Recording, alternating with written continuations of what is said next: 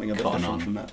There was a guy just a few days ago, and he we found out afterwards that he was a jazz pianist who worked for Yamaha, like touring around there. You know, so he was, you know, clearly seemed to know his stuff. And he said, "It sounds like there's 5 of you."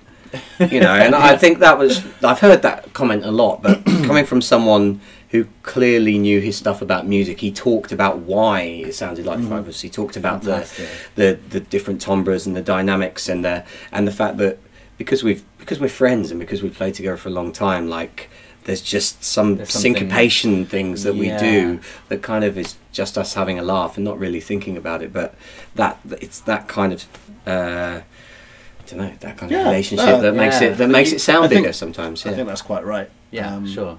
Yeah, and we can just do things and you know, because we know each other really well, and we know each other quite well musically as well, through playing in different projects together a lot, means that there are a few things that it's just we're at that point now where we don't necessarily have to say what we're going to do next to the other person. I don't have to. You're just in the zone. You kind of just you just know their character musically, and you can kind of guess where they're likely to go with something.